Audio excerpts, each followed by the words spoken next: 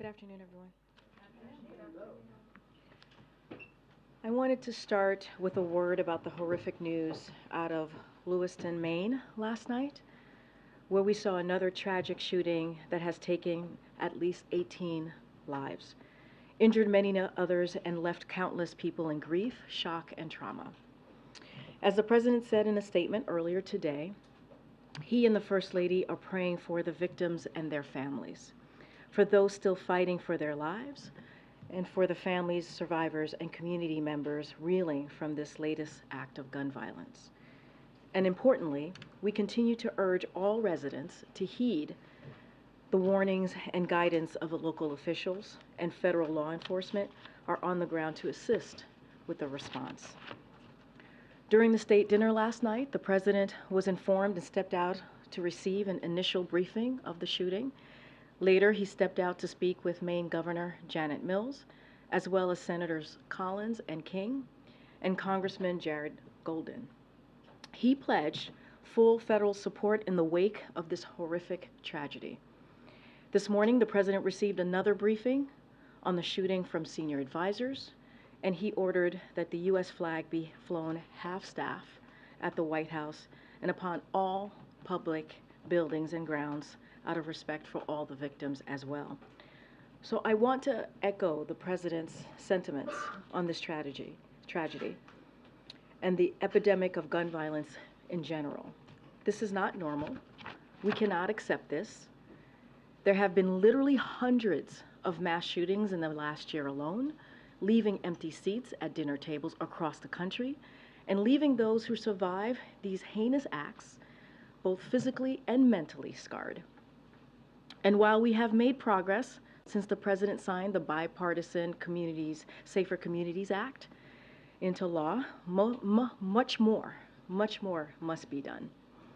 And the President has been clear that executive action alone is just not enough. As the Vice President who oversees the newly established Office of Gun Violence and Prevention stated during today's state luncheon, I know many of you watched very closely as well, and she said, it doesn't have to be this way. As our friends in Australia have demonstrated, again, it does not have to be this way. It's within Congress's power to pass legislation that will make our streets safer, that will make our communities safer, that will make our schools safer. The House has a new speaker who he said he's ready to get to work and to find common ground. Now is the time. Now is the time to find common ground. Let's work together to ban assault weapons and high-capacity magazines. Let's work together to enact universal background checks, require safe storage of guns, and keep guns out of the hands of criminals and dangerous individuals who have no business being armed with a weapon of war. The President will continue to do everything in his power to protect the American people, to protect our communities, to protect our children. And we urge Congressional Republicans to come to the table if there truly is common ground at this time. With that, as you all know, I am joined today in the briefing room by the Director of National Economic Council, Lael Brainard, to discuss the GDP report that you all saw this morning and any other economic news that's out there. With that, Lael, welcome to the briefing room for the second time.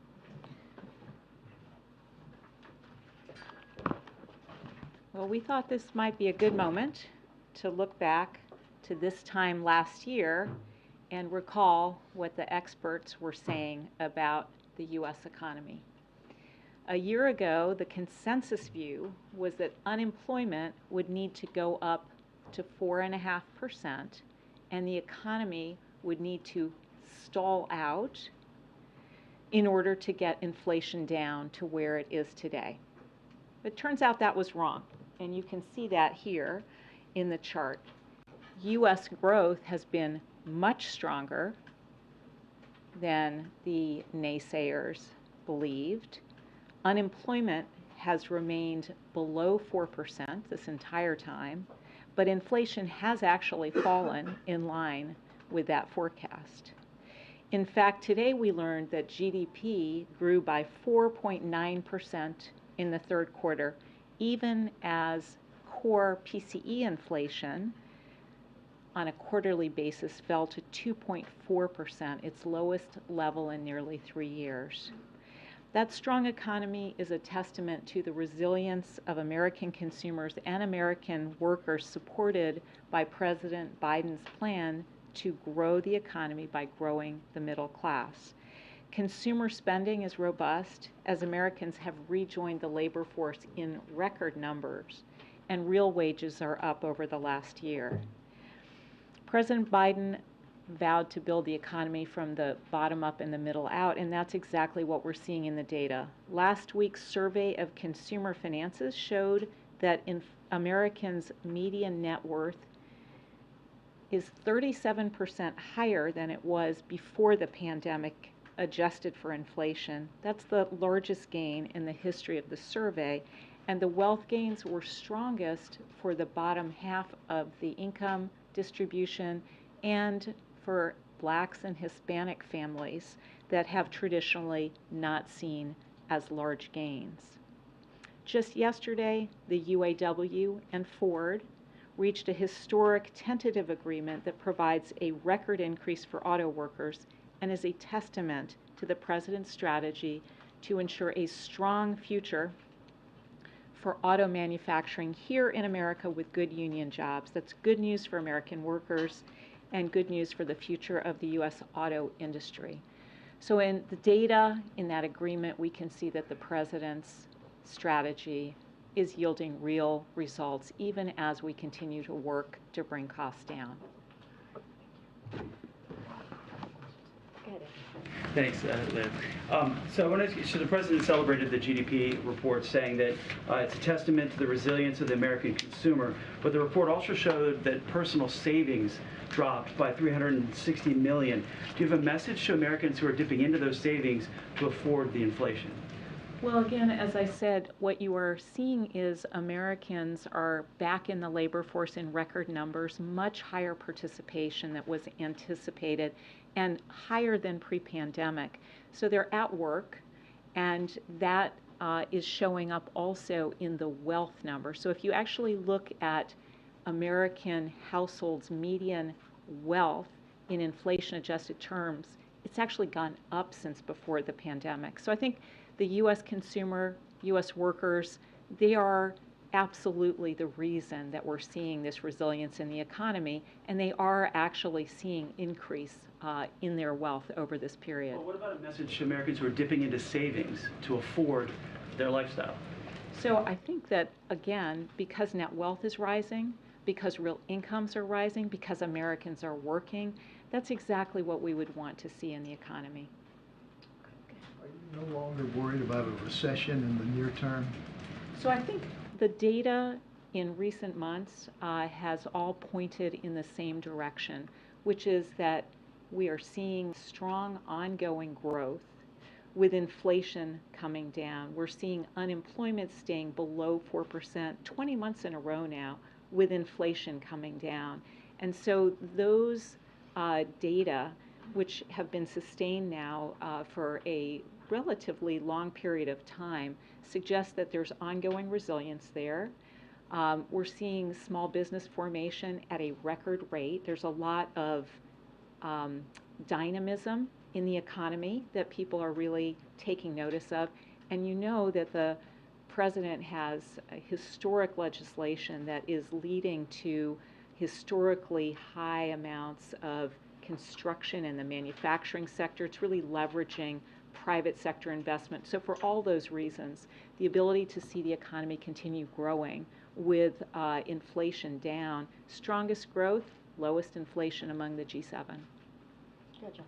Thanks a lot. Since this GDP number was released, student loan repayments have begun for tens of millions of Americans.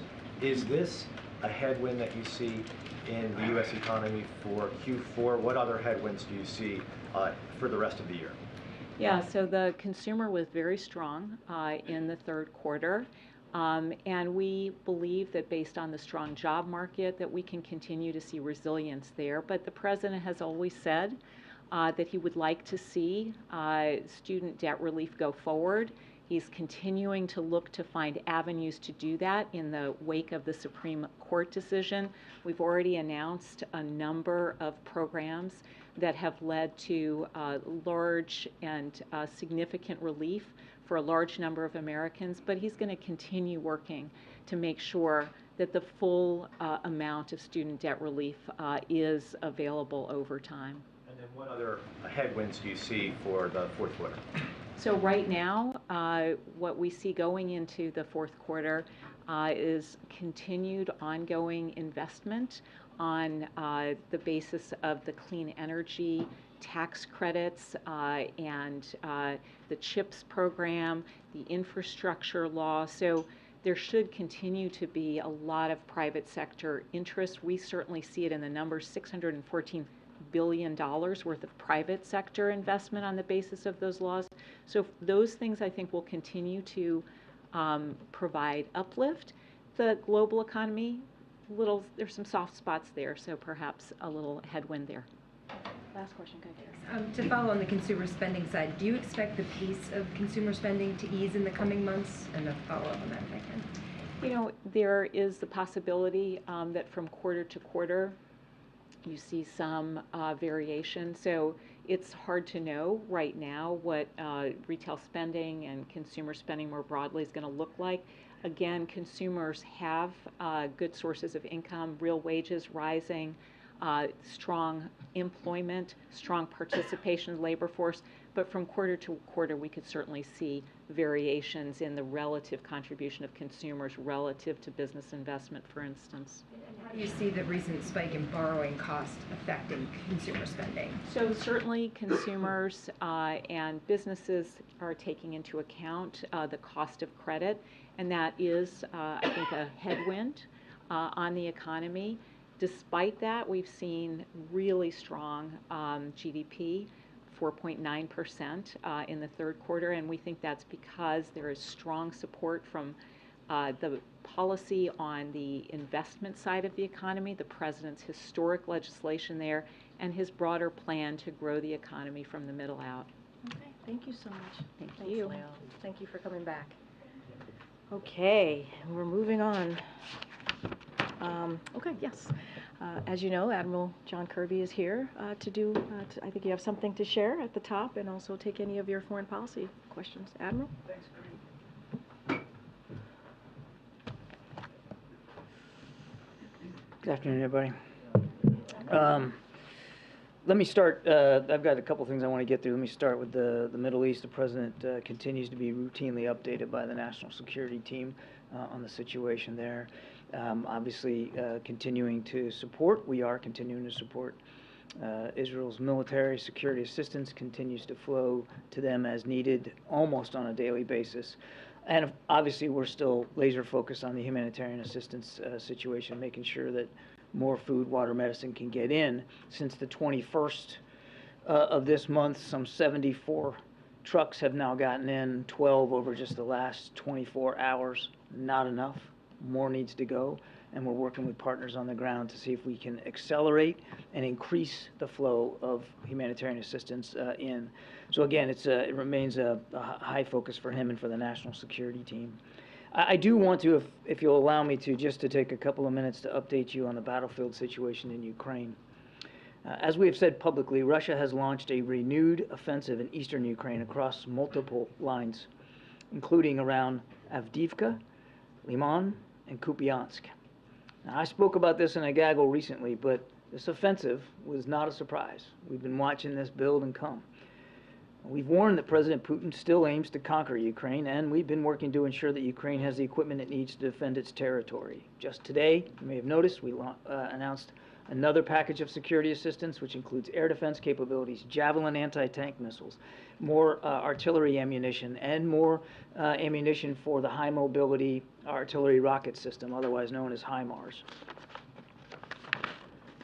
Thus far, using all these capabilities, the Ukrainians have been able to hold on and hold on the defense against this offensive, successfully repelling Russian tank columns that have been advancing on Avdiivka. Since the 11th of October, Russia has suffered significant losses in this offensive attempt of theirs, including at least 125 armored vehicles around Avdiivka and more than a battalion's worth of equipment. We expect more Russian attacks to come. This is a dynamic conflict, and we need to remember that Russia still maintains some offensive capability and may be able to achieve some tactical gains in the coming months. Now, to pursue that outcome in Avdiivka and elsewhere on the battlefield, Russia continues to show no regard for the lives of its soldiers. We believe they have suffered thousands of casualties in their effort to conduct this offensive, some of them on the orders of their own leaders. We have information that the Russian military has been actually executing soldiers who refuse to follow orders. We also have information that Russian commanders are threatening to execute entire units if they seek to retreat from Ukrainian artillery fire. Russia's mobilized forces remain undertrained, under-equipped, and unprepared for combat. As was the case during their failed winter offensive last year, the Russian military appears to be using what we would call human wave tactics, just throwing masses of these poorly trained soldiers right into the fight. No proper equipment, no leadership, no resourcing, no support. It is unsurprising that Russian forces are suffering from poor morale, given all these conditions. Russia's renewed attempt at an offensive is a sobering reminder that President Putin is not giving up on his aspirations to take all of Ukraine. And as long as Russia continues its brutal assault, we have to continue to support the Ukrainian people in their self-defense, because his intentions are clear. You heard the president talk about this last week. He basically said that if Western weapons to Ukraine stopped, Ukraine would have a week to live. So to ensure that we can continue to do that, it's critical that Congress step up and pass the supplemental request that the president put forward last week, which included a significant amount of resources for Ukraine, for their self-defenses, for their humanitarian and economic needs. It's time now to move forward with that supplemental funding, because time clearly is not on our side or on that of Ukraine going forward. So with that, take some questions. The president yesterday, John, said he has no confidence in the death toll numbers presented by the Palestinians in Gaza. What's he basing that on? How did he reach this conclusion? Well, we all know that the Gazan Ministry of Health is just a front for Hamas. It's run by Hamas, a terrorist organization. I've said it myself up here. We can't take anything coming out of Hamas, including the so-called Ministry of Health, at face value. Okay. And secondly, the president's talking more about humanitarian pause and reviving the Israeli-Palestinian peace process. What's prompting this tone shift? So, two thoughts here, Steve. For one, the president has never backed away or never stopped affirming the need for a two-state solution. Since coming into office, we've been working on that very hard. And I know it's a lofty goal, and it's taken a lot of people a long time to try to get there, and we haven't gotten there. But he's not stopped working towards that goal, and he still believes, as he said yesterday, that when this conflict is over, that still has to be the goal we're driving to, a state for Palestinians that they can live in peace and security and justice. That is a strategic long-term goal. In a tactical sense, as Secretary Blinken said, we do think that there should be consideration made right now for humanitarian pauses. These are localized, temporary, specific pauses on the battlefield so that humanitarian assistance can get in to people that need it, or the people can get out of that area in relative safety. That's what a humanitarian pause is, and we think it's an idea worth exploring. Just to follow up on the first thing that Steve asked you quickly about the president's lack of confidence in the numbers that we're getting out of Gaza right now. As you noted, the Gaza Health Ministry is run by Hamas. But to be clear, the president and the White House, you don't dispute that thousands of Palestinians, many of them innocent civilians, have been killed by Israeli strikes so far, do you? Of course not. We absolutely know that the death toll continues to rise in Gaza. Of course we know that. But what we're saying is that we shouldn't rely on numbers put forth by Hamas and the Ministry of So Health. they say it's more than 7,000. Is there any way to assess how many it is? Or I mean, the president said it was a pretty dramatic moment when he said, "Yeah, we don't have any confidence that." We respect that you can't take Hamas at its word, but it does appear by all independent journalism, including that by a lot of people in the room, that thousands of Palestinians have been killed. We would not dispute that. Okay, then let me ask you if I can very quickly. Is the White House satisfied that Israel, to this point, has obeyed the laws of war, the rules of the war, as the president has indicated, and is Israel, in the White House's view, doing enough to this point to protect innocent lives? Again, we're not going to react in real time to events unfolding on the battlefield and every allegation and every strike. We're just not going to do that. But that means it's not until the war is completed that you guys can have an assessment of whether I didn't say that whether- either. I just said okay. we're not going to react in real time here, Peter. We have been in constant touch with our Israeli counterparts since the very early hours of this conflict to make sure we're asking them the hard questions that we want them to ask themselves, and to reiterate, as the president said yesterday, to reiterate that there is an added burden here on Israel to make sure that they are doing everything they can to minimize civilian casualties, and we're in constant communication with them about that. Thanks, Karine. John, to follow up on my colleague's questions, does the president have faith in the numbers released by the West Bank Ministry of Health, which is run by Palestinian authorities, that says there's been more than 100 West Bank Palestinians killed by what the president called extremist settlers? I know of no dispute with the rough numbers coming out of there either. We know that there's been quite a bit of violence in the West Bank as well. Obviously, the casualties are nowhere near the numbers that we're seeing coming out of Gaza. Can I just follow up on the meeting between Jake Sullivan and Wang Yi tomorrow? What are the expectations? Will the president join the meeting? What are the key focus? And what kind of role can the U.S. expect from China on the war in Gaza? That wasn't one more question. That was like 7 more questions.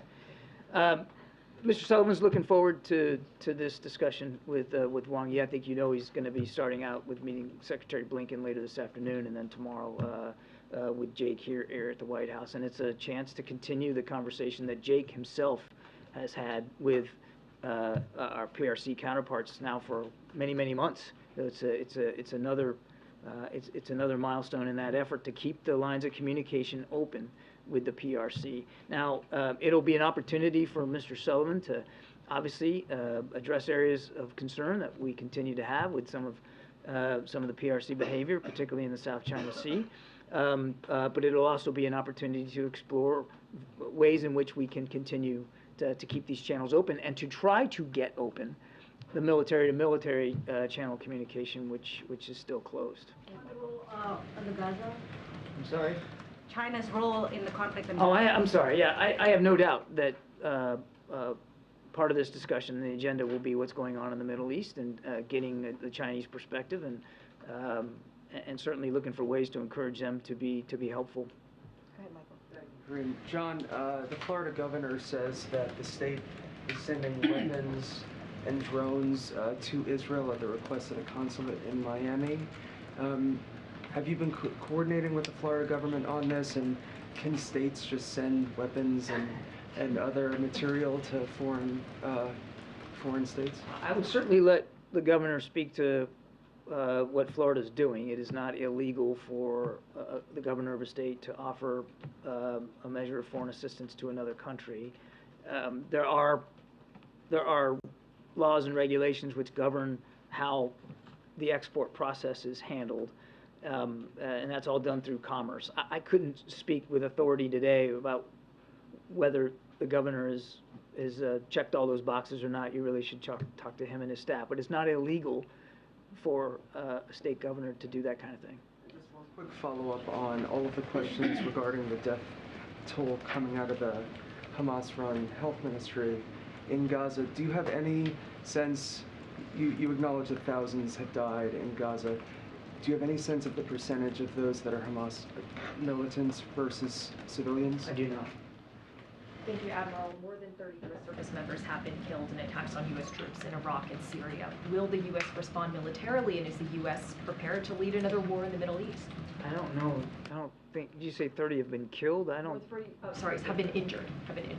Yeah, I'll let the Pentagon speak to the number of injuries that they've had. My understanding is that almost all the troops that have been injured are back on duty, and and that there are some that have suffered what we call traumatic brain injury. That's from the concussive effect when these rockets land close by, and sometimes it takes a while for those symptoms to manifest themselves. So the numbers, again, I refer you to the Pentagon because I suspect they could change over time.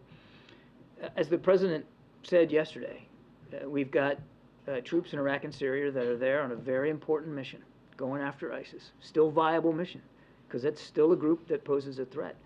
And they have in the past come under attack by some of these militia groups. And you might recall back in March, we responded and retaliated pretty aggressively. And as the President also said, we're going to do what we have to do to protect those troops in our facilities. Now, what we decide to do as Commander-in-Chief, that's his decision to make, and he'll make it in a time and a manner of his own choosing. And the U.S. and Israel have said that Hamas is using Palestinians as human shields. Is it acceptable that Israelis are attacking places even though they know that civilians would likely be killed? And are these strikes strategic or targeted enough? I will let the Israeli Defense Forces speak to their operations and their targeting procedures. We're not involved in that. They have a right and a responsibility to go after Hamas after what happened on October 7th.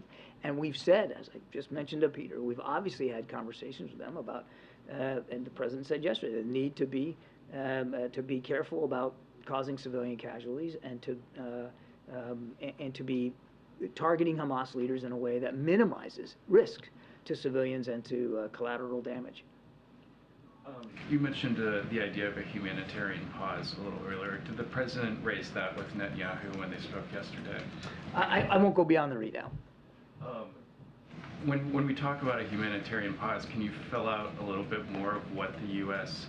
believes that would look like? How long would that last? Would it be like a cessation of the bombing? Would it be a halt in some of the cross-border incursions? We saw some of that yesterday, or I guess earlier today.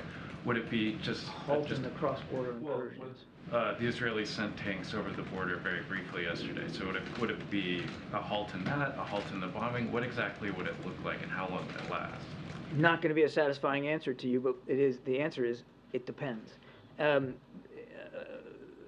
humanitarian pause is, by definition, like I said, a temporary and local agreement to stop the fighting long enough to do some discrete task. In this case, it would be to get humanitarian assistance in and or to allow people to get out, because Hamas is not, they're not encouraging and in some cases not allowing people to leave their homes. So it could be, I mean, Kevin, it could be a matter of hours, it could be a matter of days. I mean, it is by definition of short duration and of geographically sort of a localized area. Now, it could also be more than one spot, right? I mean, that's what I mean, it depends. But we think it's a valuable idea that's worth looking at to help alleviate the humanitarian suffering in Gaza. And did you have any response or reaction to senior leaders of Hamas visiting Moscow today?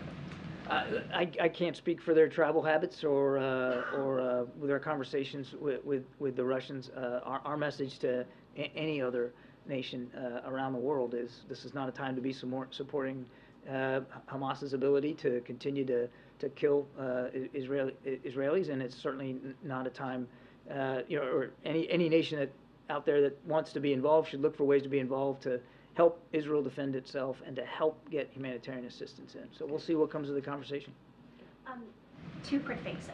Was there any coordination by the Florida governor with the White House on sending munitions over to Israel? Not that I'm aware of. Okay, and then second, can you elaborate a little bit on the execution of Russian soldiers?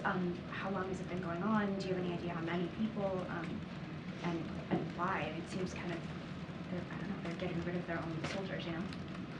I'm not qualified to answer that last question. I mean, it's reprehensible to think about that you would execute your own soldiers because they didn't want to follow orders, and now threatening to execute entire units.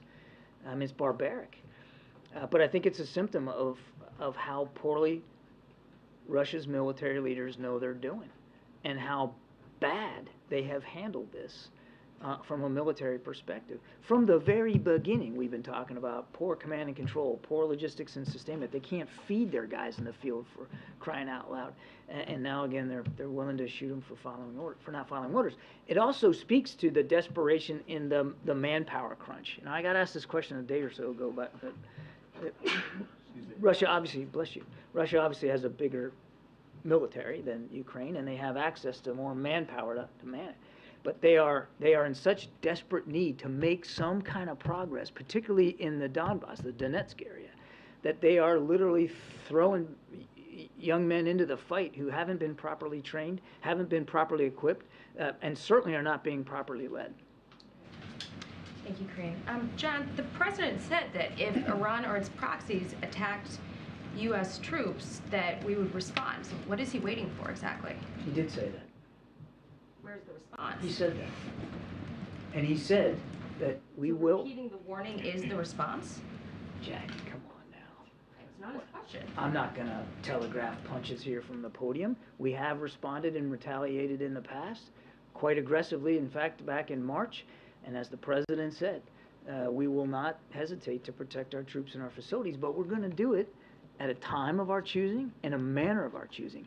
And the decision to do it, if we do it, is his as commander-in-chief and his alone. He said that he issued a warning to the Ayatollah, this warning he talked about yesterday. How was that warning delivered? I'm not going to get into that. Can you say if there was a phone call or if there was a third party? Was there a message that was relayed after U.S. troops were injured? There was a direct message relayed. That's as far as I'm going to go. And then why were the injuries not disclosed until Tuesday? I'd have to refer you to the Pentagon on that. And can you also say why the U.S. approved a visa for Iran's foreign minister who's in New York this week? The Wall Street Journal reported that he partook in at least 2 planning meetings in Lebanon with Hezbollah, the Islamic Jihad, and Hamas leading up to the October 7th attack. Secretary General called a meeting at the foreign ministerial level. He's the foreign minister of Iran. We are the host of the UN. We take that responsibility seriously. Do we particularly like the fact that he's on U.S. soil? No. But unlike a lot of other countries around the world, we take those responsibilities, those rules seriously, and so we allowed him to come in to attend these meetings. And we hope, quite frankly, we're certainly going to take advantage of the opportunity. We hope others at the UN take advantage of the opportunity to ask tough questions of him and what his country's doing to support these militia groups and what his country's doing to support Hamas and Hezbollah. This is an opportunity for world leaders up there in New York to make their perspectives and their concerns known directly to the Iranian foreign minister. There's a Pentagon official, Ariane Tabatabai, I believe I'm saying her last name correctly. She was alleged to be involved in an Iranian government influence operation. There was some discussion about whether she should keep her security clearance. She did. But she's now the chief of staff for the office that's overseeing hostage negotiations. Is it appropriate for someone with these connections to the Iranian regime to be overseeing rescue operations for Americans that are being held by Iran-backed proxies? I'd have to refer you to the Defense Department to speak to that, Jackie. Go ahead, Jenny. Hey, Kirby, thanks. Back on the Wang Yi meeting, you said that you would encourage China to be helpful in the Middle East. Can you elaborate on what you would like to see out of it? Do you want them to condemn Hamas? Do you want them to use their influence with Tehran behind the scenes? And then separately, you have also called out Beijing in the past for providing support for Putin's war effort in Ukraine. What's your current assessment on whether that support is ongoing, whether that's reaching the level of a red line? You sort of didn't want to get into it, but it was non-lethal aid that was provided a couple months ago, so where does that stand now? Obviously, Putin went to China a couple weeks ago, so their alliance seems to be strong.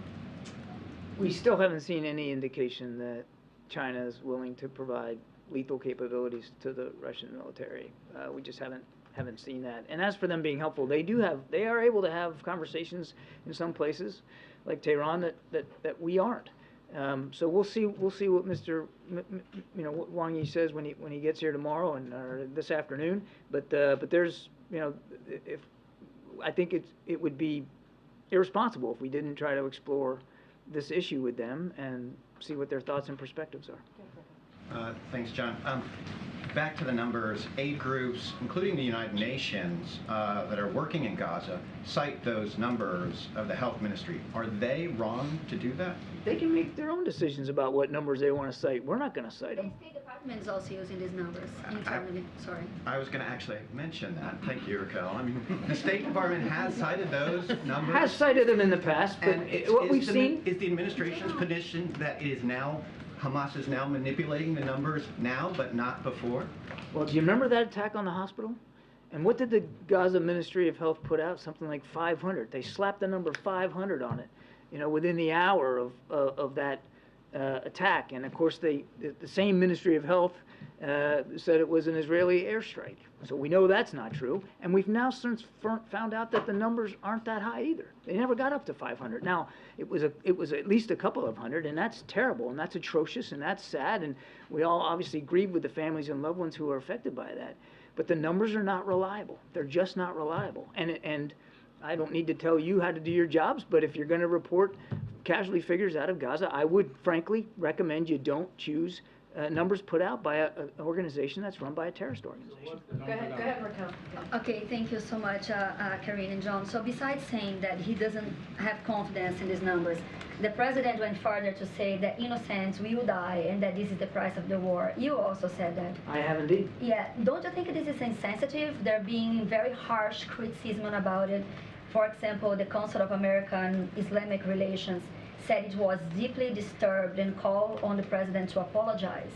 Would the president apologize, and does he regret saying something like that? What's harsh is the way Hamas is using people as human shields. What's harsh is taking a couple of hundred hostages and leaving families in, anxious, waiting and worrying to figure out where their loved ones are. What's harsh is dropping in on a music festival and slaughtering a bunch of young people just trying to enjoy an afternoon. I could go on and on. That's what's harsh. That is what's harsh. And being honest about the fact that there have been civilian casualties and that there likely will be more is being honest, because that's what war is. It's brutal, it's ugly, it's messy. I've said that before. The president also said that yesterday. Doesn't mean we have to like it. And it doesn't mean that we're dismissing any one of those casualties. Each and every one is a tragedy in its own right. And each and every one we should try to prevent. And that is why we're in close contact with our Israeli counterparts, to do everything we can to help them minimize the risk to civilians that are in harm's way. It would be helpful if Hamas would let them leave their homes, leave areas, not shelter in tunnels underneath their houses and in hospitals, and let them get out. Let them get out of Gaza if they want to leave. We know that there are thousands waiting to leave Gaza writ large, and Hamas is preventing them from doing it. That is what is harsh. Another question, if I may, because Israel has a dispute now with the UN Secretary General. I would like to know what is the White House position on that, because also he's revoking visas from a UN representative in the middle of the war. So what is the position of this administration on Israeli? Can you repeat the first part of that? I missed it. Yeah, Israel dispute with Guterres, UN General Secretary. What is the Oh, you mean position? his comments? Yes, exactly. And then he's revoking visa right now from a UN representative in a time of war. What do you think about that? Yeah, we'll let the Secretary General speak for himself and speak for his words. I think President Biden has spoken repeatedly and consistently about where we are, including yesterday out there in the Rose Garden, and I'd leave it at that. Go ahead, Andrew.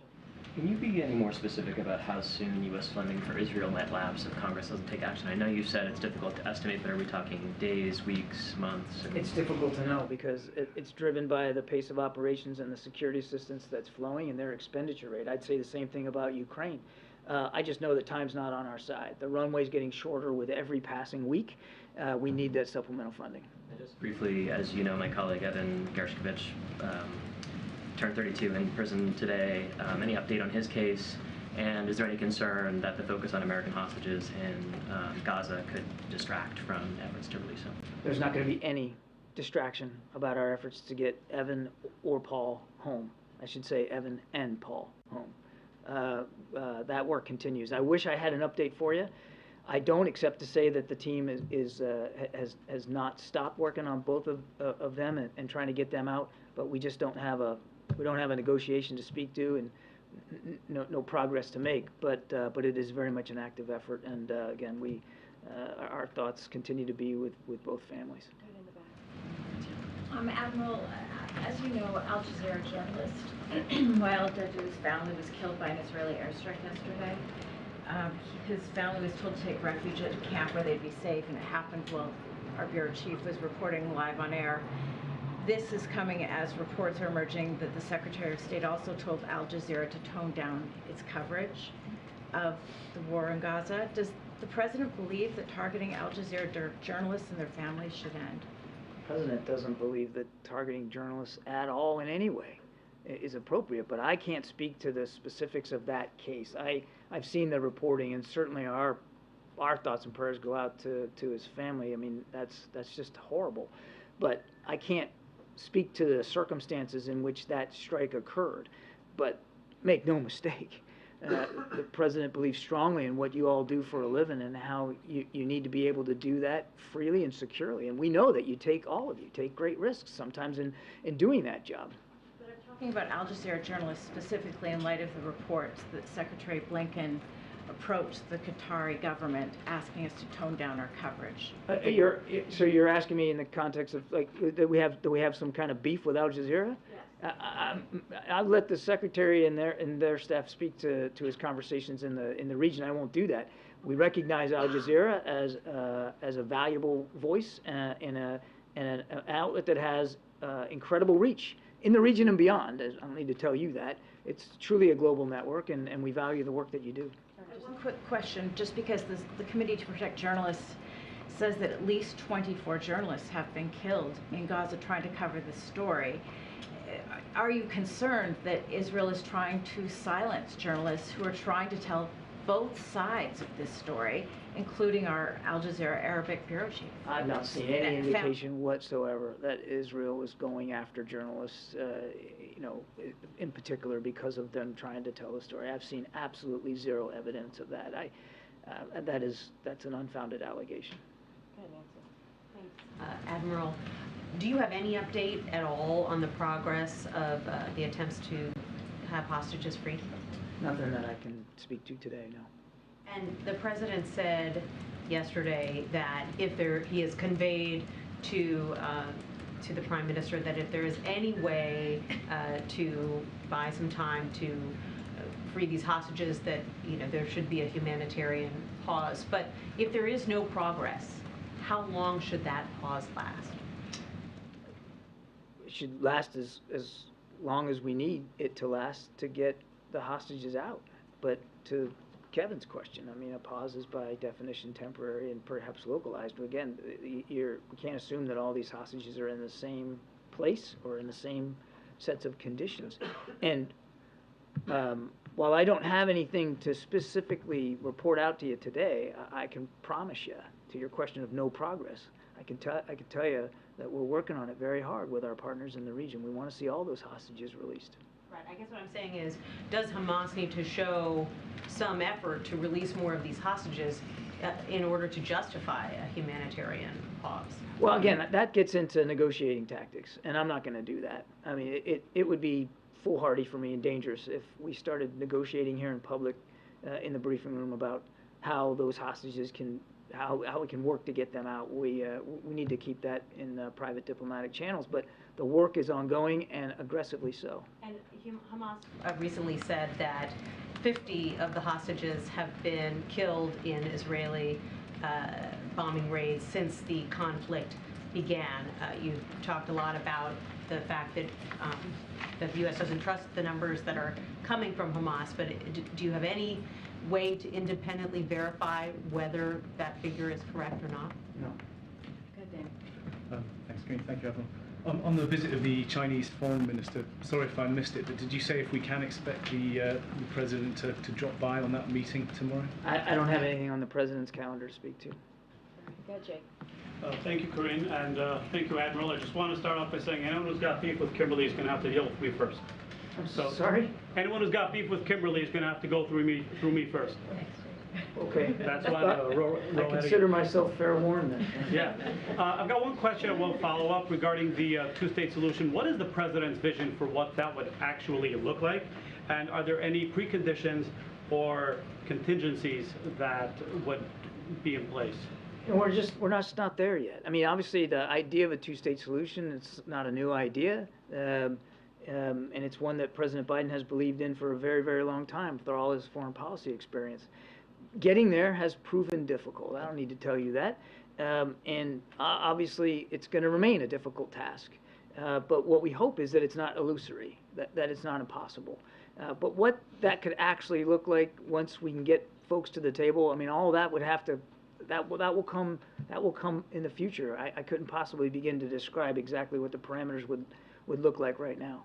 Okay, so there's a Gallup poll that came out about a month ago that shows 72% of Palestinians are against a two-state solution, the highest it's been since they started polling this question, I believe.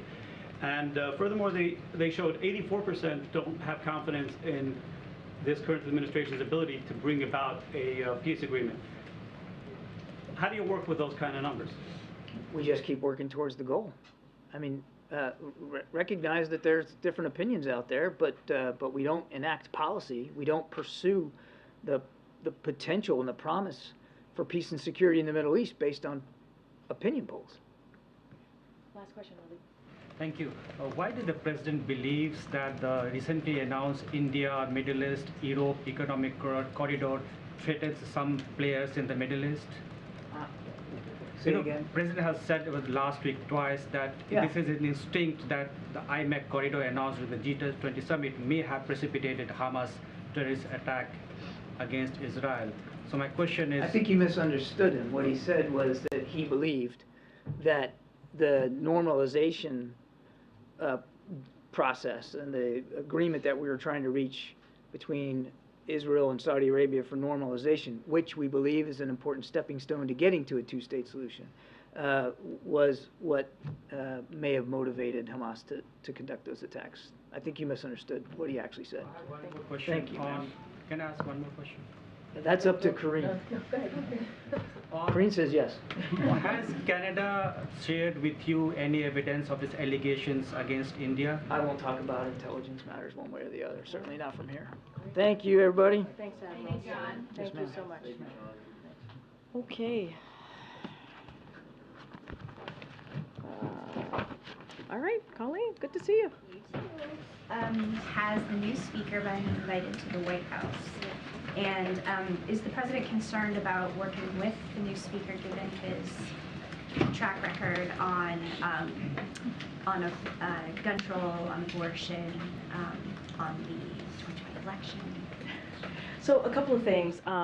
So upon the speaker's election, we invited him today, it's actually happening right now, to a bipartisan briefing with leadership and relevant committee chairs and ranking members and on the president's supplemental national security, obviously, package. And so that's happening right now, I think. It's still happening.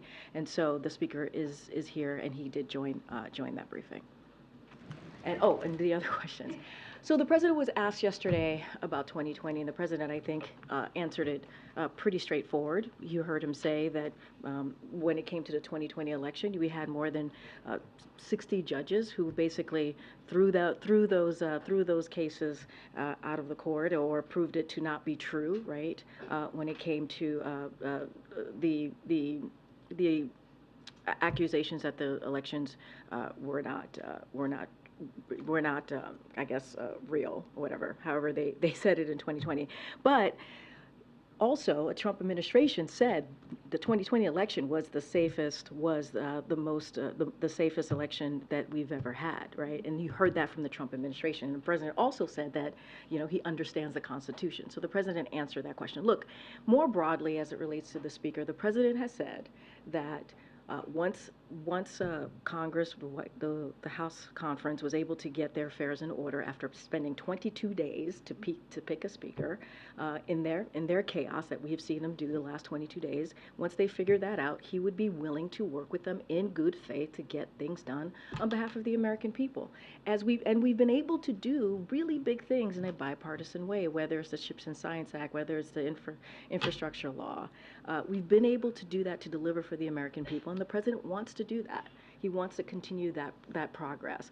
And let's not forget, in the midterms, the American people were very clear. They want to continue to see that type of bipartisanship. They want us to continue to grow the economy. And so that's the president's focus. He's willing to do that. He's willing to take up the speaker's words on working on common ground to make that happen. Is the president confident the House, since it's in order again, can get the supplemental taken care of before the So a couple of things there. As we know, we've heard from many Republicans even on the supplemental, especially the national security supplemental, and how we've seen bipartisan support. And so that's really important. And I have a couple of folks that I want to actually read out. Leader McConnell said our national security priorities from Russia to Hamas to China are all connected, and this requires a worldwide approach. Senate Armed Services Ranking Member Roger Wicker said he absolutely supports linking Ukraine and Israel aid, and that a solid majority in the House and Senate could too. Senate Appropriations Vice Chair Susan Collins said each of these four elements are critical. So we have seen a bipartisan support, strong bipartisan support for the national security supplemental. Obviously that includes Ukraine and Israel. And so there is no reason we should not be able to move forward to get that done. Get some. Thanks, Karine.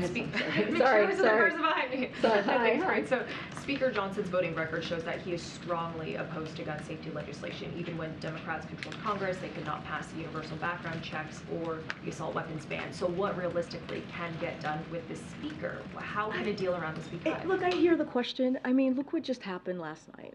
Look what happened. In Maine, in a small community, I think about 30,000 people, and clearly, the gunman is still at large.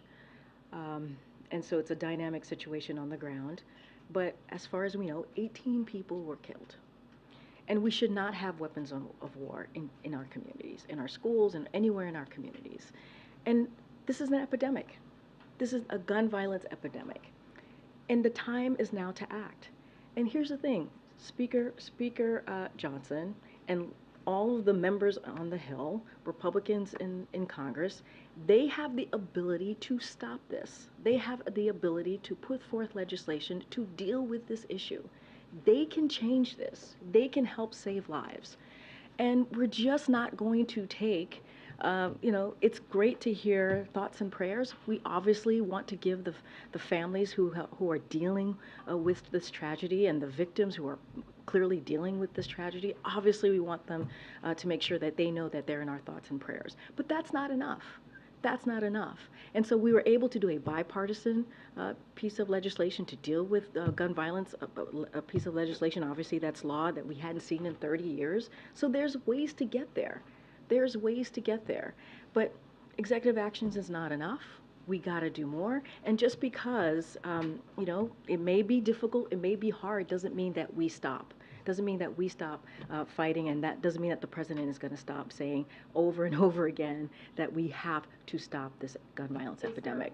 Is there other executive action that the president plans I to sign? I don't have anything to read out at this time. We don't have anything to read out at this time. As you know, there is a Office to Prevent Gun Violence, which is a historic office, which the president is very proud of. That's being led, as I said at the top, by the vice president, who's part of that, leading the efforts of that office.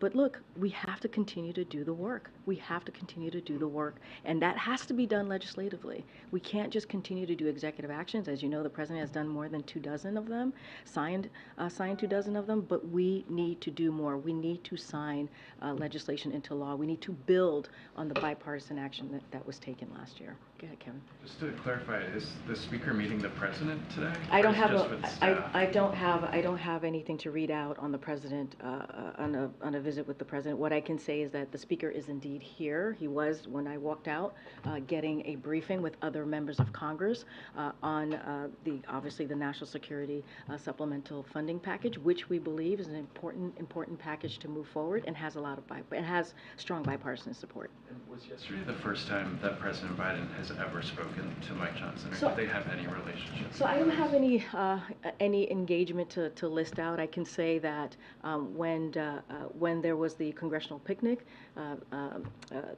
Congressman Johnson was here, and then I believe there was an event, an LSU event here not too long ago that the president shouted out. Then obviously Congressman Johnson, because he had attended. I just don't have any other specific engagement to call. In the gun violence prevention office that you just mentioned, are you able to give us any sort of I know it's been in place for a little while now. What exactly has it been doing? Like, what are the meetings like? Are they talking about executive actions? Are they talking about potential new legislation? Are they soliciting recommendations? What exactly has it been up to? So one thing that I can say is Greg Jackson, who's one of the deputies of the office, he convened as it relates to what happened, the horrific actions of last night. He convened federal agencies. He did that this morning to discuss federal resources already deployed and ensure readiness to meet any additional community needs as people of Lewiston work through the unimaginable grief that they may be experiencing. So we are in direct contact with folks on the ground there, and that is something that the office certainly is being part of. I don't have any other executive actions. I was just asked about that, but our focus right now is to continue to call on Congress to take action. We need to see legislation. We need to see, make sure that weapons of war are not in communities. That's what we're seeing right now. We need to make sure that weapons of wars are not in community. We need to take more action that are common sense gun laws that the American people want to see. Majority of Americans want to see this. And so, it is for House Republicans to listen to their constituents, to listen to Americans across the country. They can help stop what we're seeing here. They can help save lives. And it is their job to do that at the Capitol on the Hill. Cat Steve. Do you anticipate the president going to Lewiston, Maine when things settle down? I don't have anything. I don't certainly want to get ahead of the president's schedule. Don't have anything to share. It is a dynamic situation on the ground. I think the priority, our focus, is to make sure that Maine and local enforcement has the resources that it needs. That's what the president wants to make sure happens. We got to catch this killer. Right? Bring him to justice. That is incredibly important as well. And so we are with the community on the ground, clearly, and certainly the president wants to make sure that they have the resource that they need in this really, really critical time. Okay, Nancy. Thanks, Karine. What are some of the concrete goals of the Office of Gun Violence Reduction? So, look, I think having this historic office is incredibly important. Making sure it shows how critical we see this epidemic that's happening certainly across the country, and want to make sure that we do everything that we can to save lives. Look, one of the things as well that we want to do is make sure that we offer any type of emotional, mental assistance. That's going to be done through the office. Want to see what other executive actions can be done. We believe that legislation is the way to go, but there might be additional executive actions that can be done. So we want to make sure that we look at, that's one of the things the office is doing, looking at all of the potential options that we can do to continue to build on what the president has been able to do. Having conversation with communities on the ground, listening to them, taking in advice on what it is that they further actions that can be taken on the ground. So there is, this office is, I think, critical at this moment as what we're seeing with these communities really going through this horrific epidemic. When you see guns being the #1 killer of children, we have to take action. And so I think this is when you think about the office, and you think about what it does, preventing gun violence, it's a way for the president to show that he's taking this very seriously. It's a way to try and figure out what else can be done to really stop this epidemic, and also work with communities on the ground. And is there a time frame for how long it's going to take this office to figure out what should be done before they start aggressively trying to implement? I mean, I don't have a timeline. Look, as I said, we're going to see if there's additional executive action, but honestly, it is for Congress. We have to see law, right? We have to see ways for Congress to take action on making sure that there aren't weapons of war on the street, right? To make sure that there is common sense legislation out there that Americans want to see. We have to actually see legislative actions to really deal with this issue. Build on the Bipartisan Safer Communities Act. We need to do that. That's how we're going to deal with this epidemic. This office certainly is going to be there for communities. Certainly we're going to see what else we can be doing from certainly this side of Pennsylvania Avenue. We're going to do everything that we can from here, but really the answer is Congress has to act. They have to take action. Okay, go ahead, Peter. If I can ask you very quickly about the new House Speaker, who is apparently in the building as we speak right now. Does the President view Speaker Mike Johnson as a MAGA extremist? Look, I would have to let the Speaker speak for himself. Obviously, I think he has defined himself as that way, so he's going to have to answer that question for himself. What we can say is we want to move forward on making sure that we get the work done on behalf of the American people. The President is willing to do that in a good faith fashion, as we have been able to do that on many bipartisan laws now that the President was able to push through Congress with Democrats and Republicans. That's what we want to see. And just to be clear, I asked that because the President last month, when he was speaking at the in Arizona in honoring his late friend John McCain, said their extreme agenda, referring to members of what he described the MAGA Republican extremists, their extreme agenda, if carried out, will fundamentally alter the institutions of American democracy as we know it. Does that concern apply to Speaker Mike Johnson, given the leading role he played in trying to overturn the election in 2020? So look, the Speaker has spoken to it himself publicly about where he sees his views ideologically. I'm not going to get ahead of that. And also, I'm not going to prejudge. I'm just not going to prejudge what the relationship is going to be like now that he's Speaker. I'm just not. So what he did in the past, you're willing to relieve that if he acts in good faith going forward? We want to make sure that the President wants to make sure that we get the business of the American people done. There is so much to get done. I was just asked about the National Security Supplemental. We need to get that done, right? We need to make sure in 21 days there is not a shutdown. And that is the job, right, of Congress to make sure that they get that done. Look, there is the moment that we're in right now should not be about partisanship. The American people don't want to see that. They want to see us work in a bipartisan way. The President, as you know, is a president that believes in bipartisanship. He believes on bringing both sides together. He has done that in the last 2 years. And so he wants to continue that. But as far as the speakership, look, we're going to see how that goes. That is, I'm not going to prejudge what that relationship is going to look like moving forward. All right, go ahead, Kevin.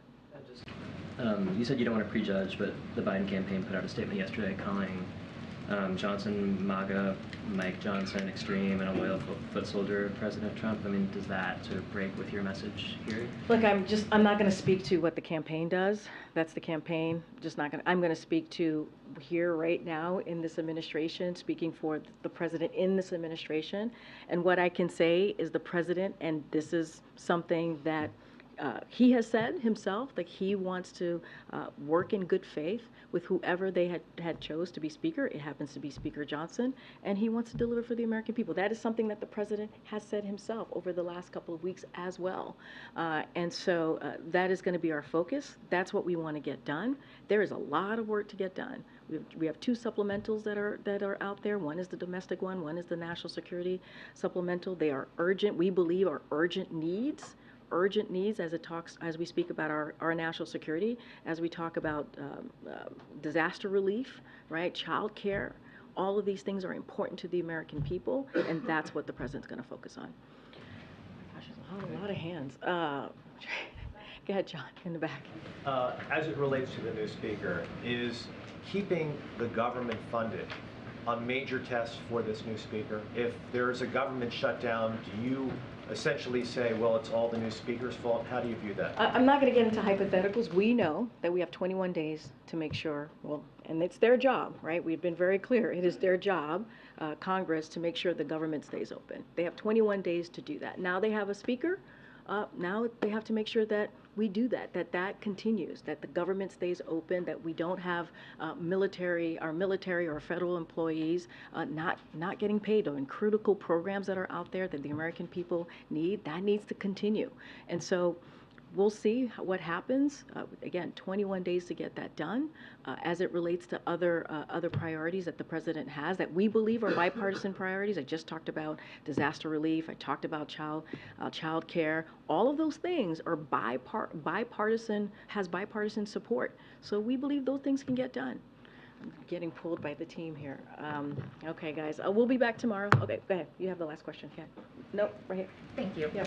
California Governor Gavin Newsom is currently in China and met with President Xi yesterday. Has the White House coordinated with him at all on this visit, and did the White House sanction this trip? I just don't have anything to speak to on that trip. I would refer you to the State Department and also to the governor's office. I just don't have anything to share on that particular trip. Thank you. See you guys tomorrow.